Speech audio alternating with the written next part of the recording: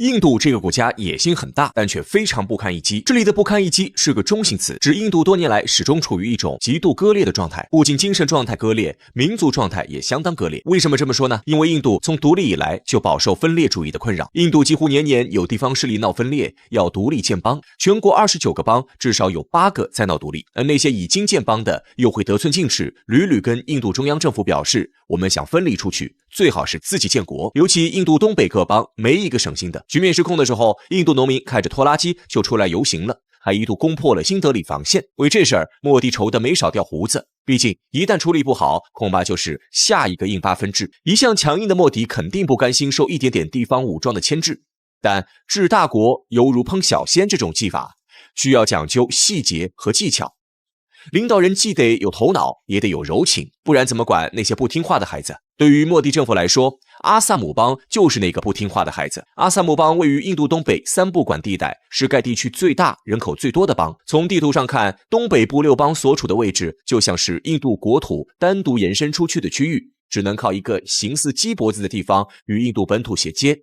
这个鸡脖子就是西里古里走廊。这条通路十分狭窄，最窄处不过24公里。若将其拦腰斩断，印度将一分为二，甚至会失去东北6邦。因此，这个咽喉要塞还被称为是印度的致命7寸。别看印度东北地区小，却四面密绕着中国、缅甸、孟加拉国，还有不丹4国。区域内各区犬牙交错，地方种族主义问题特别多。自从印度建国以后，就基本没安宁过。其中紧邻我国藏南地区的阿萨姆邦地盘较大，问题也最多。都是啥问题啊？主要集中2个点，一是跟自己人打，二是跟政府军打。从上世纪70年代起，东巴基斯坦被印度搞分裂，搞成孟加拉国开始，印度的种族主义冲突也接连爆发。之后，阿萨姆邦陆续成立3支反政府武装组织，宗旨是实现阿萨姆的民族独立。头一支名叫阿霍姆人联合解放阵线，它是一支不寻常的队伍，很有亮点。当然，另外2支也不落俗套，也都是好汉，分别叫波多民族民主阵线和卡塔普尔解放组织。这3大武装成立后，就等同于接过了阿萨姆邦的军管权，谁不服就打谁。阿萨姆邦在印度边角，又和中国是紧邻，印度不放心，也是处处防着对方。比如，印度搞那个5年计划，第一次搞时不带阿萨姆邦，第2次在反对声中带上了，给了2个中型水利工程，结果没搞成。到第3次的时候，印度中央政府把那2个中型水利工程完成了，但是那之后便开始屡屡耍无赖，好几个大基建工程都是口惠而实不至，空对地区夸下海口。为此，阿萨姆邦的民族军事联盟很是生气，干脆不给印度政府面子了，自己争取。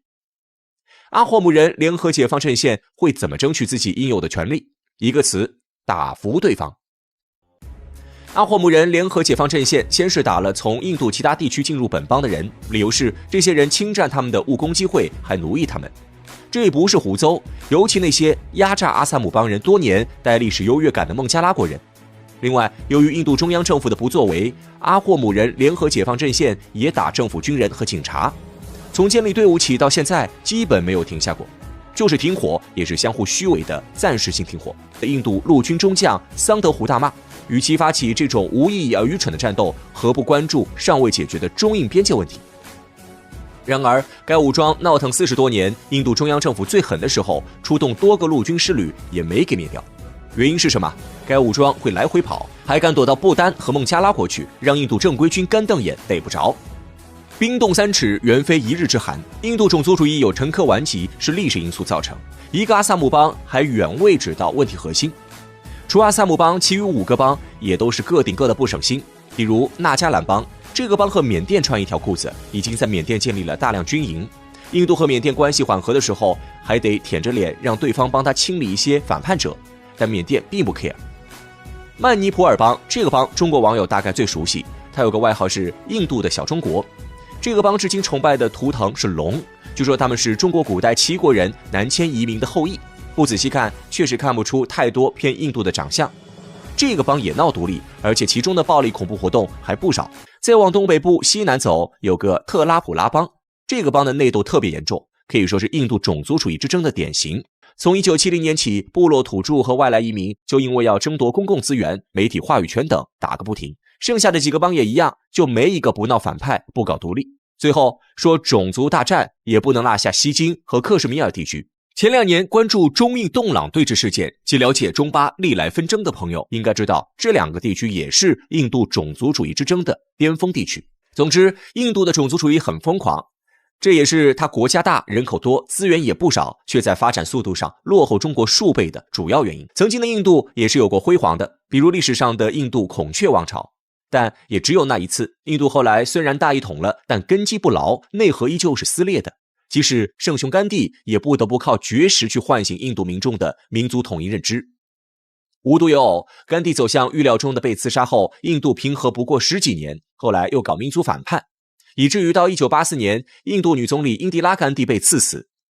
英迪拉死后，他的儿子拉吉夫挑起重担，拉吉夫没急于给母亲报仇，而是顾全大局，安抚各暴乱方，只不过还是按下葫芦浮起瓢。当时先是印度北部近2500人丧生，3亿美元资产被烧，后是阿萨姆邦大乱，拉吉夫政府不得不屈服于地方组织和运动领导人完成谈判。到了后头，各地区如法炮制，谁不爽了就大闹搞运动，然后和政府谈判。许多人可能就怀疑了，这些地区为什么这么不安分，就不能好好搞生活生产吗？首先，印度宗教多，几乎拥有世界现有的所有宗教，因此被叫宗教之国。而且民族广泛，主要语言就有15种，主要种族有3种，其中在印度东北地区的多是蒙古人种，和中部的雅利安人根本不是一回事。在千年的演变中，蒙古人种已少有共同的文化认同。其次，底层民众可能闹不起来，但那些既得利益者不会放下手中利益，所以他们才不服中央政府统管。就这么着，分裂越搞越大，你方唱罢我登场，到进入2000年以后，北阿坎德邦成功闹了回独立，结果北方邦其他5个区也跟着如法炮制。要是阿萨姆邦成功独立了，那印度整个东北角不是岌岌可危。印度的地缘政治很特殊，中印边境摩擦不断的深层次原因就是涉及到了地缘博弈。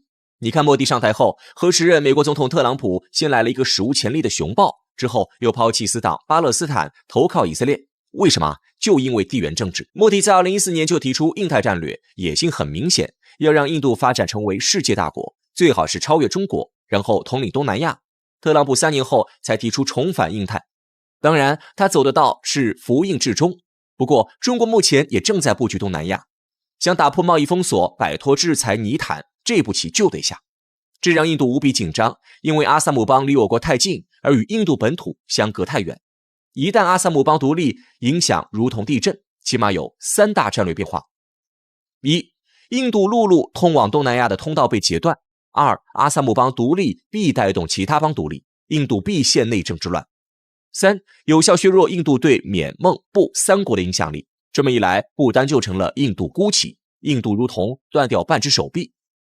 总之一句话，这一块东北部地区印度不能丢，如果丢了，外部的战略活局变死局，内部还要进一步削弱印度中央政府威信，还有民族凝聚力，尤其是后者，长远看来影响可深入多了。这个后果印度承受不起。对于印度的实力绝不能小觑，但其近几年屡屡挑衅展露了不小的野心，我们只能说挑动事端者必自尝苦果，历史有先例也有苦果，而印度的今日已在预先尝着苦果，指望它好自为之。瑞典为何会如此反华呢？2018年，一则关于中国游客被瑞典警方粗暴对待的新闻冲上热搜，与此同时也让瑞典这样一个十分低调的国家重新回到大家的视野当中。但令人感到非常意外的是，这个看似平常跟中国并没有什么交集的国家，却在面对中国的时候展现出了十分强烈的敌意，甚至这种敌意都不是极个别人的偏见，而是几乎整个瑞典社会的集体态度。这到底是怎么一回事呢？其实这一切的源头都还要从3个世纪之前的陈年旧事开始说起。2018年9月21号，瑞典电视台栏目《瑞典新闻》悍然在直播当中公然播放辱华视频，一时间引得全网哗然。在这个视频当中，瑞典新闻打着给中国游客提示的旗号，大肆利用低趣味的噱头、粗鄙的语言，赤裸裸地宣扬种族主义，并且还刻意使用残缺的中国地图，挑衅意味完全不进行任何掩盖。对于瑞典新闻的这种无理行径，中国网友自然是愤怒不已，就连人民日报官方也罕见地用上了重话，表示辱华者必须付出代价。其实，瑞典新闻之所以敢公然将辱华视频搬上荧幕，归根结底在于许多瑞典民众普遍对中国的那种歧视心态。这种歧视心态使得瑞典民众即使看到了辱华视频，也会感到这是理所当然的样子，符合他们对中国人的那种传统印象。时间倒回到3个世纪之前，其实在那个时候，瑞典民众不仅没有对中国人有任何的歧视心理，反而还十分崇敬。例如，在1753年，瑞典国王阿道夫·弗里德里克送给自己王后路维莎·欧瑞卡的生日礼物就是一座中国宫。然而，这一切都在18世纪末期开始逐渐发生了变化。从18世纪开始，伴随着工业革命的进行，整个欧洲大陆都步入了发展的快车道上，各种琳琅满目的工业制品使得仅仅依靠欧洲自身完全无法进行消耗。于是，在这样的情况下，便开始有欧洲商人想要将商品贩卖到中国。但好巧不巧，当时的清政府正处在最严厉的海禁时期，西方货物想要进入中国极度困难。为了克服这些阻碍，欧洲商人往往需要花费巨资进行上下打点，一来二去，最终赚取的利润又会所剩无几。对于资本家们来说，金钱那可是比命还要重要的东西，明明可以赚到口袋里的钱，却因为各种各样的原因拿不到手，说不心疼那肯定是假的。因此就这样，一些西方商人便开始恨上了中国。随着他们回到欧洲，各种流言蜚语也迅速遍布欧洲大陆，最终便形成了欧洲人对中国的偏见。不过值得一提的是，虽然这个时候欧洲人已经对中国存在了偏见，但这种偏见还远远达不到歧视的程度。至于为什么会变成后来这个模样，与一个瑞典人的关系密不可分，而他就是瑞典著名科学家林奈。1735年，林奈著作《自然系统》问世，不可否认，这本书对植物学的发展做出了非常重要的贡献。但其在关于人种分类的相关内容上却夹带上了一些私货。原来在这之前，欧洲人对亚洲人的肤色认定尚还没有形成统一。有些人认为亚洲人与欧洲人一样同属白种人，有的则把亚洲人定义为棕色人种，但无论如何都没有黄种人这个说法。为什么呢？因为在欧洲的文化语境当中，黄色并不是一个受人欢迎的色彩。用基督教的解释来说，黄色处在白与黑之间，既不绝对纯洁，也不完全污浊，是一种可耻的颜色。所以在对亚洲人，特别是中国人还非常尊崇的时候，欧洲人自然不会用黄色这个不好的颜色来进行定义。直到第10版的自然系统中，林奈细微地将亚洲人调整为黄色，这才有了现在黄种人的说法。但很显然，这个改动并不是那么善意的。如果按照欧洲文化中黄色的含义，黄种人这个词几乎可以被比作可耻的人，歧视的意味不言而喻。可是问题又来了，为什么林奈要这么做呢？答案很简单，说难听点，就是为了趋炎附势。由于地处偏僻的北欧，在第2次世界大战结束之前，瑞典一直都属于欧洲的边缘国家，而这种边缘的身份便会使得瑞典特别希望得到欧洲主流社会的认同。因此，当整个欧洲开始流行对亚洲人，特别是中国的负面消息后，瑞典自然会甘愿当欧洲反华势力的马前卒。林奈是这个时代之下的一道缩影，代表了恰恰是很多瑞典人希望通过侮辱中国人来赢取西方主流社会掌声的扭曲心态。几年之前，美国皮尤研究中心曾通过数据研究分析，弄清楚了现在哪个西方国家民众最讨厌中国人。最终的结果出乎所有人的预料，没错，就是瑞典。根据研究数据显示，现如今有超过85%的瑞典民众对中国感到十分厌恶，这一数据远超所有的西方国家。如果说过去反华是受到整个西方的影响，如今绝大多数的欧洲人都能做到与中国友好相处，为什么瑞典还会成为那个独树一帜的例外呢？关于这个问题的答案，现在的瑞典政府绝对难辞其咎。实际上，在新中国成立之初，中瑞两国的关系远没有现在这么恶劣。瑞典甚至是整个西方国家当中第一个承认新中国合法地位的国家。但很可惜，这种友好的状态伴随着一件大事的发生逐渐消失了，而这件大事便是冷战的结束。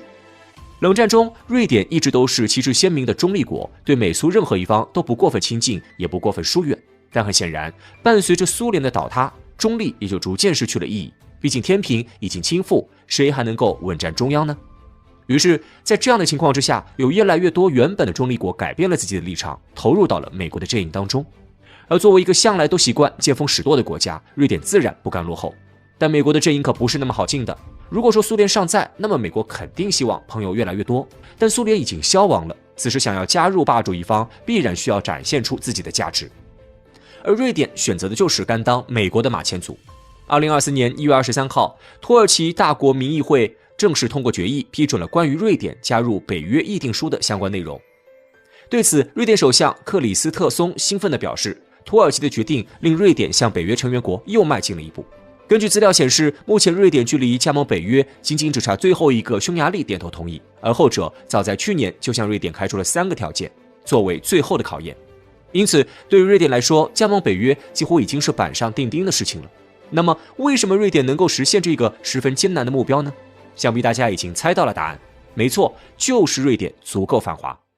就拿瑞典新闻的辱华事件举例，在事情发生之后，中国外交部门当即便向瑞典政府展开了交涉。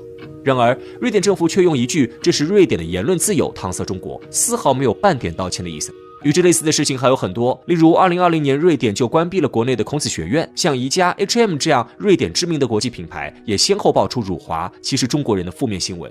种种行径的背后，如果没有瑞典政府的默许，肯定是没有那么容易实现的。实际上，不管我们愿不愿意接受，近些年来，西方国家除了视俄罗斯为最严重安全威胁之外，中国也被其列为了安全防范的对象。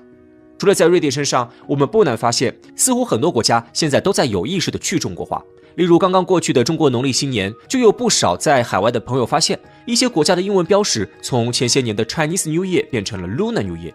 虽然只有一词之差，但意义却相隔甚远，对中国来说更是一个赤裸裸的阳谋。那么面对这样的情况，中国就束手无策了吗？其实也不尽然。就拿瑞典民众现在的反华心态来说，其实说白了就是在西方媒体的刻意引导下，对中国积累的错误印象产生的结果罢了。例如，曾经就有一位网友分享到，他在国外的时候，有一个非常礼貌的外国人，义正言辞地对他发出质疑，询问中国为什么不让韩国独立。很多人第一眼看到这个段子或许会感觉很搞笑，但实际上这何尝不是外国民众被长期蒙昧的体现呢？所以我们才需要用真诚去消除这种误解。幸运的是，在我们的努力之下，如今的世界已经被撕开了一道口子。